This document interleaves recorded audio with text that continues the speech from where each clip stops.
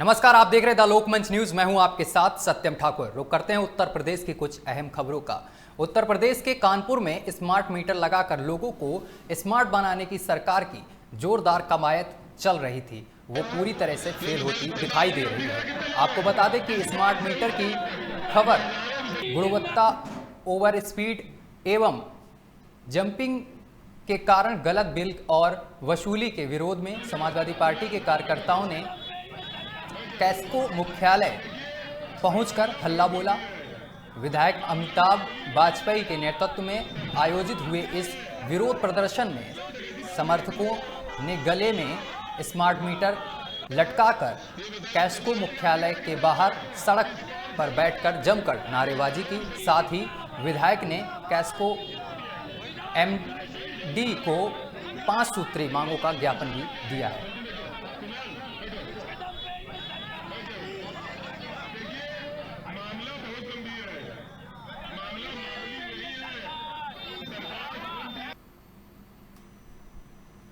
इसी बीच हरदोई से बड़ी खबर आ रही है। हम आपको बता दें, हरदोई में सिपाही का रिश्वत लेते वीडियो वायरल हो रहा है। बड़ी खबर हम आपको बता रहे हैं, हरदोई में सिपाही का रिश्वत लेते वीडियो हुआ है वायरल।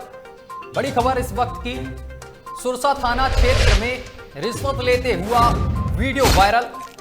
जमीनी विवाद में पीड़ित से ली 5000 की रिश्वत। बड़ी खबर हम आपको बता रहे हैं, प्रदीप कुमार नाम के सिपाही पर रिश्वत लेने का आरोप लगा है। आरोपी सिपाही पर एसपी ने लिया एक्शन। एसपी ने हरदोई अनुराग वत्स ने सिपाही को किया निलंबित। आरोपी सिपाही पर संबंधित धाराओं में मामला दर्ज, तो एसपी अनुराग वत्स ने इस पर एक्शन लिया है और सिपाही को निलंबित किया गया है। पीड़ित से 5000 रुपए की रिश्वत ली है और अब ये वीडियो सोशल मीडिया पर वायरल हो रहा है। और आप देख सकते हैं लोकमंच पर ये तस्वीरें, जहां पर ये सिपाही रिश्वत लेते दिखाई दे रहा है।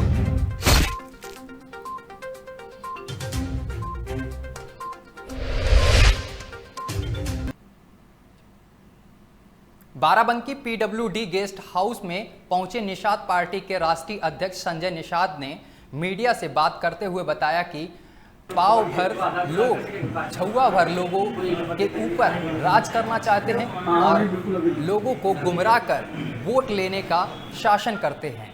उन्होंने ये भी बताया है कि लोगों को जागरूक होने की ज़रूरत है। संजय निषाद ने किसान बिल को लेकर कहा है कि अभी तक मिल मालिक, फैक्ट्री मालिक अपने सामान का दाम तय करते थे, लेकिन इस बिल से किसान भी अपनी उपज का मूल्य स्वयं तय करेंगे, जिससे किसानों को लाभ मिलेगा। वहीं विपक्ष पर हमला करते हुए उन्होंने बोला है कि विपक्ष किसानों को गुमराह करने की कोशिश कर रहा है। ये बिल अंग्रेजी में आया है, इसके बारे में किसानों को पूरी जानकारी नहीं है। हम इस बिल के फायदे के बारे में किसानों को बताएंगे और अगर ये बिल किसान विरोधी हुआ तो आने वाले 2022 के चुनाव में जनता इसका जवाब वोट के माध्यम से स्वयं दे देगी।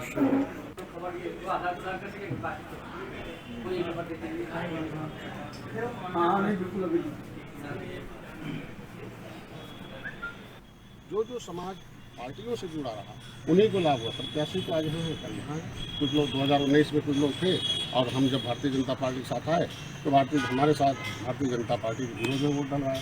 किसको डलवाया? सपा बसपा को डलवाया होगा, कांग्रेस को डलवाया होगा। तो ऐसे प्रत्याशियों से लोगों को दूर रखने के लिए इन्हें बुलाया गया है कि पूरे प्रदेश में माहौल चल रहा है कि प्रत्याशी लोग इन लोगों को सीधे कब्जा करना चाहते हैं कि डॉक्टर्स पार्टी में जाना कठिन है, पार्टी को हम नहीं खरीद पाएंगे लेकिन कार्यकर्ता को खरीद लेंगे, क्योंकि इनके ऊपर पौवा का लेवल पहले से लगा था। ये जो पौवा भर वोट है, इनके ऊपर पौवा का लेवल लगा कर जब पौवा भर लोग पावर कर ले रहे हैं तो वो पावर में है पौवा भर लोग आज वो छटपटा रहे हैं कि 2 बार इलेक्शन हो गया, अब निषाद लोग दारू नहीं पी रहे हैं, निषाद लोग अब 24 घंटा निषाद। यूपी के बाराबंकी में पुलिस लोगों की सुरक्षा करने के साथ साथ जिले में अवैध शराब धंधों में संलिप्त लोगों के लिए पुलिस अच्छा काम करती नजर आ रही है। इन लोगों को पुलिस मधुमक्खी पालन और मोमबत्ती बनाना सिखाकर आत्मनिर्भर रोजगार से जोड़ रही है। जिले के पुलिस अधीक्षक डॉक्टर अरविंद चतुर्वेदी ने जिले के थाना और पुलिस चौकियों के परिसर में ये मधुमक्खी पालन का। तो इसी बीच बड़ी खबर आ रही है, उसका रुख कर लेते हैं कानपुर से। इस वक्त की बड़ी खबर, साइबर क्राइम थाने का किया औचक निरीक्षण। बड़ी खबर हम आपको बता रहे हैं।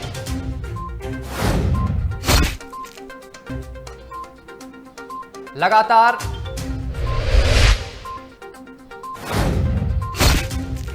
थाना प्रभारी समेत 9 पुलिसकर्मियों को किया लाइन हाजिर। ये बड़ी खबर हम आपको बता रहे हैं। इसी बीच कानपुर से बड़ी खबर आ रही है, आरोपी सिपाही पर एसपी ने लिया एक्शन।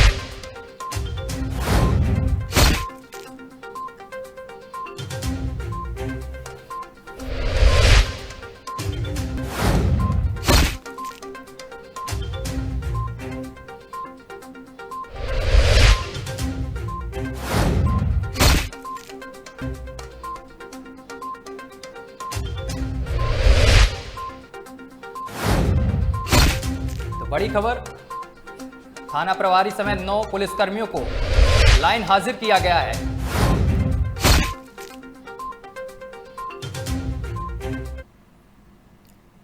इसी बीच फतेहपुर से बड़ी खबर आ रही है, ससुराल आए युवक की संदिग्ध परिस्थितियों में हुई मौत। बड़ी खबर हम आपको बता रहे हैं। युवक की मौत के बाद परिवार में मचा कोहराम।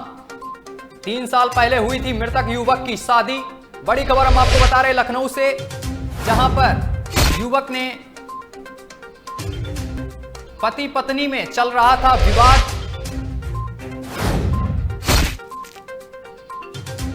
गाजीपुर का रहने वाला था मृतक युवक। बड़ी खबर हम आपको बता रहे हैं, हसैनगंज थाना क्षेत्र के मंथेयापुर गांव का यह पूरा मामला है।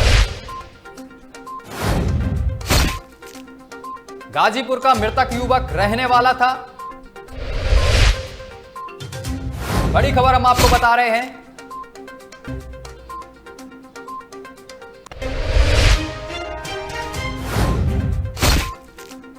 ससुराल आया युवक की संदिग्ध परिस्थितियों में हुई मौत।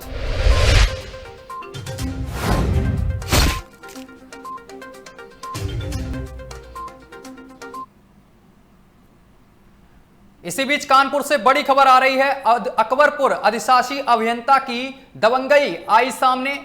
बड़ी खबर हम आपको बता रहे हैं कानपुर से, ठेले पर चाय बेचने वाले का सामान फेंकते हुए वीडियो हुआ वायरल। बड़ी खबर हम आपको बता रहे हैं, प्लास्टिक की पन्नी देख भड़की अधिशासी अभियंता।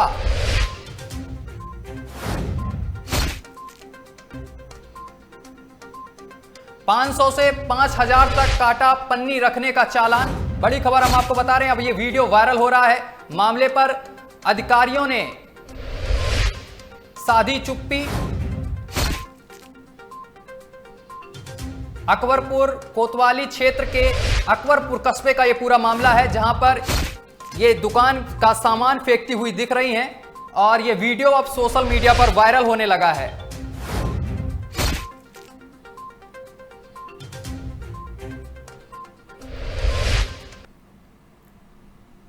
मुख्यमंत्री योगी आदित्यनाथ ने सूचना विभाग को लेकर बड़ा फैसला लिया है।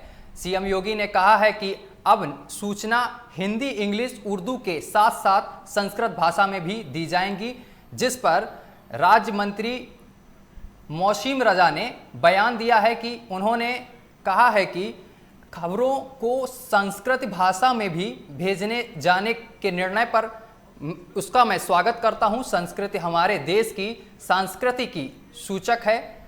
बाबा साहब ने भी संस्कृत को आधिकारिक भाषा मानने का सुझाव दिया था।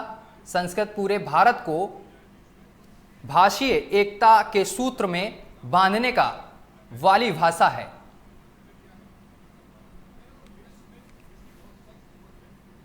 देखिए, जहां तक आपने संस्कृत को लेकर सवाल पूछा है कि अब सूचना विभाग से जो भी सूचनाएं आपको आएंगी वो सूचनाएं हिंदी, अंग्रेजी, उर्दू और संस्कृत में दी जाएंगी। ये आदरणीय योगी जी ने जो फैसला लिया है, हम इसका स्वागत करते हैं। और संस्कृत हमारी संस्कृति का सूचक है, तो इसलिए अगर आप देखें माजी में भी जाएं तो जो हमारे संविधान रचयिता थे बाबा भीमराव अम्बेडकर जी ने भी इसको आधिकारिक भाषा का सुझाव दिया था। कि इसको आधिकारिक और ऑफिशियल भाषा की जाए देश में। तो इसलिए ये एक सूत्र में जोड़ने का काम करने का काम करेगी, और ऐसा मानते हुए आदरणीय योगी जी ने जो निर्णय लिया है हम इसका स्वागत करते हैं। और देश में इसकी बहुत सख्त जरूरत है कि संसद से ही हम पूरे देश को जोड़ सकते हैं एक साथ।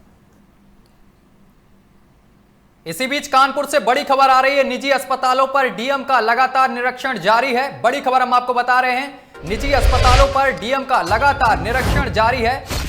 मानक विहीन पाए जाने पर कई अस्पतालों को किया है सील। बड़ी खबर बता रहे हैं हम आपको। कोविड शॉर्ट लिस्ट होने के चलते एसआईएस अस्पताल का जायजा लेने पहुंचे डीएम और सीएमओ के साथ कई आला अधिकारी भी रहे मौजूद। बड़ी खबर हम आपको बता रहे हैं, डीएम को अस्पताल परिसर में नहीं मिली कोई खामी, जिसके चलते उन्होंने व्यवस्था सहित होने के पर डीएम ने डॉक्टरों की सराहना की है। बड़ी खबर हम आपको बता रहे हैं, कल्याणपुर के एसआईएस हॉस्पिटल पर पहुंचे डीएम और उन्होंने डॉक्टरों की सराहना की है, क्योंकि अस्पताल में कोई भी कमी नहीं मिली उनको, जिसके बाद उन्होंने डॉक्टरों की पीठ थपथपाई है।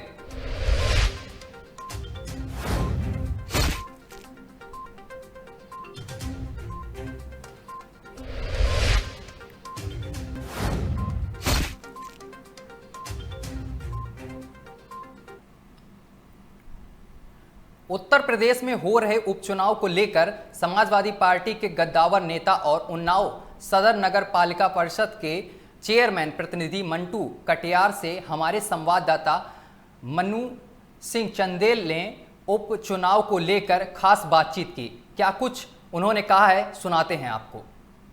उन्नाव की राजनीति में उपचुनाव होने हैं, बड़ा भूचाल उत्पन्न हुआ है। भूचाल इस कदर है कि जिस उपचुनाव हो रहा, जिस विधानसभा सीट यानी कि 162 बांगरमो विधानसभा सीट पर कभी यहाँ पर उन्नाव के बाहुबली विधायक जो कहा जाता है कुलदीप सिंह सेंगर विधायक हुआ करते थे भाजपा से, जिन पर दुष्कर्म और हत्या के आरोप लगे, उसके बाद वो 30 तिहाड़ जेल में सजा भुगत रहे हैं, जिसको लेकर के बीजेपी ने कोरोना काल में कई निधि कटौती कर दी, बहुत सारी समस्याएं सामने उत्पन्न हुई। उसके बाद में उपचुनाव कराने की एकदम से कमर कस चुकी है। सूबे के मुख्यमंत्री डिप्टी सीएम ने पहले दौरा किया, समीक्षा की कार्यकर्ताओं के साथ। उसके बाद में बीते दिनों योगी आदित्यनाथ ने भी बांगरमऊ विधानसभा पहुंच करके जनपद को बड़ी सौगात के रूप में कम से कम 192 योजनाओं का शिलान्यास लोकार्पण भी किया। इसको लेकर के देखा जा रहा है कि जुमलेबाजी राजनीति की है कि विधानसभा चुनाव जीतने के चक्कर में इस तरह से सौगात दी गई है।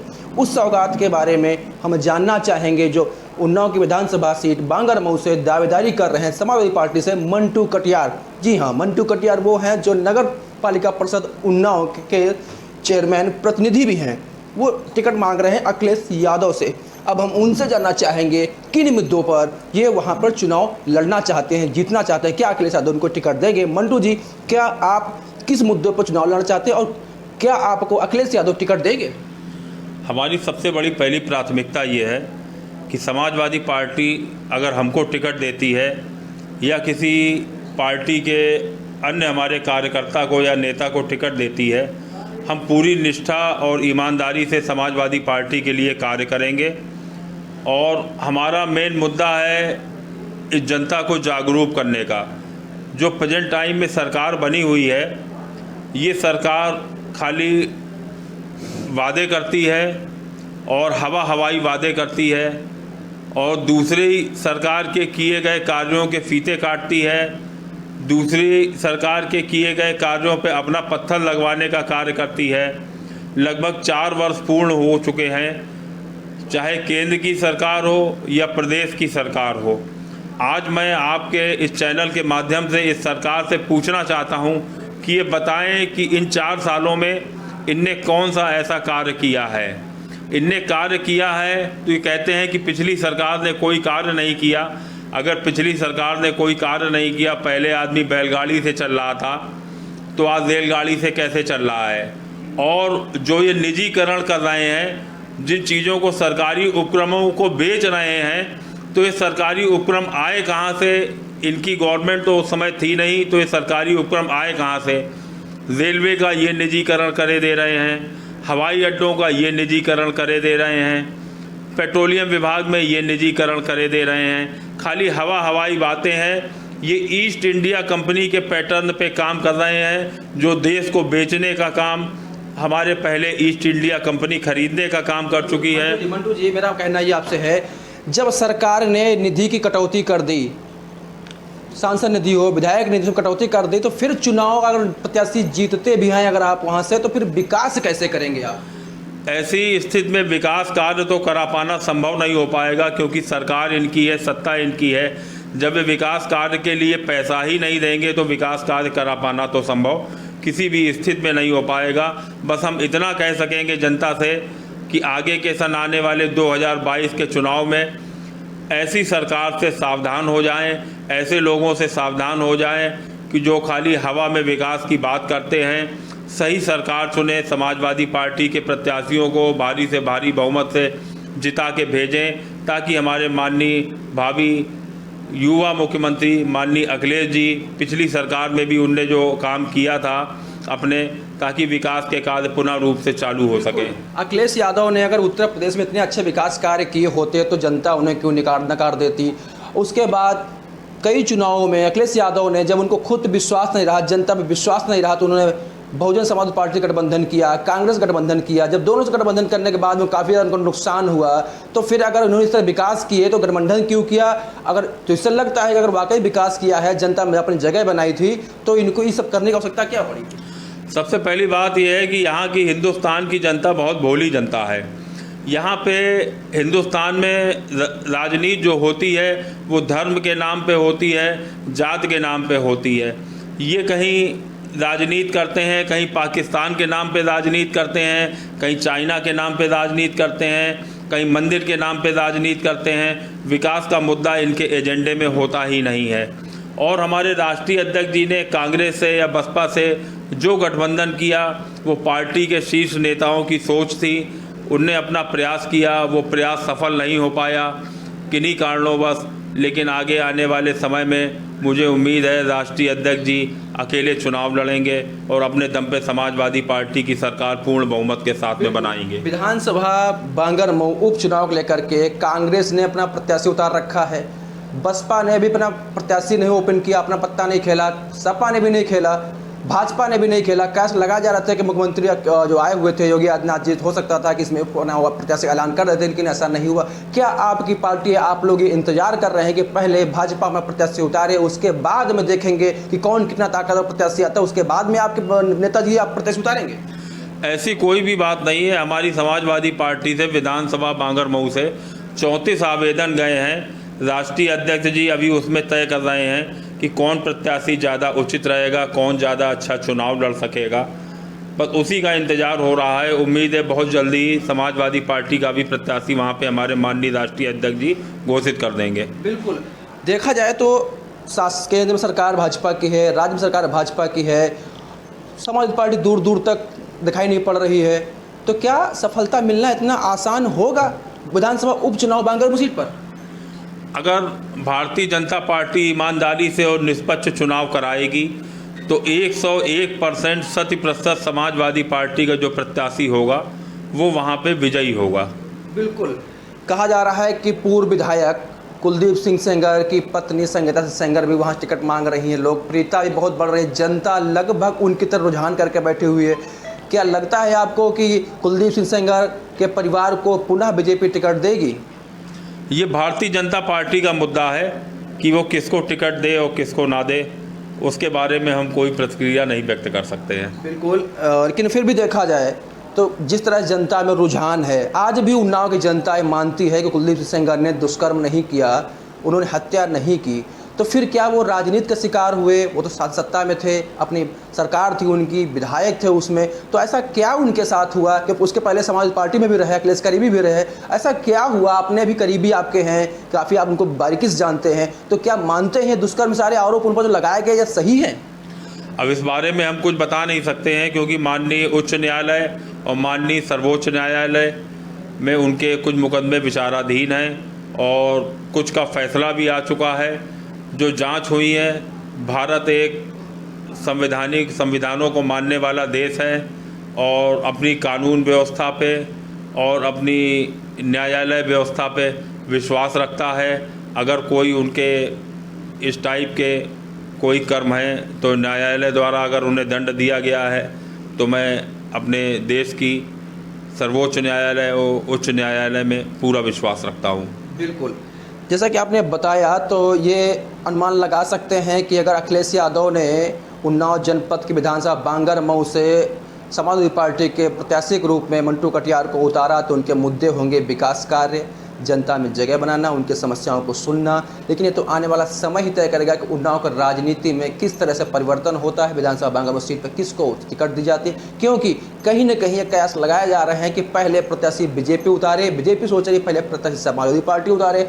इन तीन पार्टियों के तिकड़म में विधानसभा बांगरमऊ के प्रत्याशी अभी तक नहीं उतारे गए हैं, उनके नाम का ऐलान नहीं किया गया। फिलहाल काफ़ी प्रत्याशी हैं, बहुत सारे सहरा पुस्ते व्यक्ति हैं जो वहाँ से बांगरमऊ सीट से दावेदारी कर रहे हैं चुनाव के लिए। और सबसे बड़ा सवाल खड़ा होता है, जब सरकार ने सारी निधि की कटौती कर दी तो फिर विधायक की लड़ने का मतलब ही क्या रहेगा? विधायक बन जाना ही सिर्फ एक नाम मिल जाना होगा, वहाँ की जनता के साथ छलावा ही नजर आएगा, क्योंकि वहाँ पर कोई विकास नहीं हो सकता। वादे सबके विकास के हैं लेकिन विकास कराना सबके लिए मुमकिन नहीं होगा, मुश्किल होगा। ये है उत्तर प्रदेश राजनीति में एक नया भूचाल आने वाला है। बांगरमऊ विधानसभा सीट से 162 सीट जो है, जहाँ के विधायक उन्नाव जनपद के कुलदीप सेंगर हुआ करते, जो आज वो सजा काट रहे हैं, जेल में बंद हैं, तो क्या उस सीट से बीजेपी को हरा पाना अन्य पार्टियों के लिए मुमकिन होगा या फिर बीजेपी को वहां से अपने प्रत्याशी को जिता पाना मुमकिन होगा? ये तो आने वाला कुछ दिनों के बाद में समय ही तय करेगा। लोकमंच न्यूज के लिए भानु सिंह चंदेल, उन्नाव।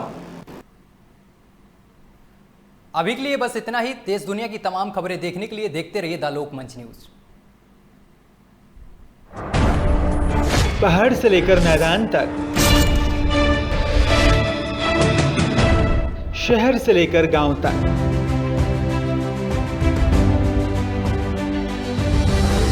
सियासत की नजाकत से संस्कृति की विरासत तक,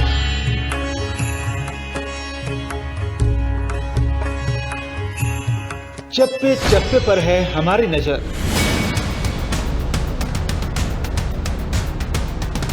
देखिए खबर उत्तराखंड सिर्फ लोकमंच पर।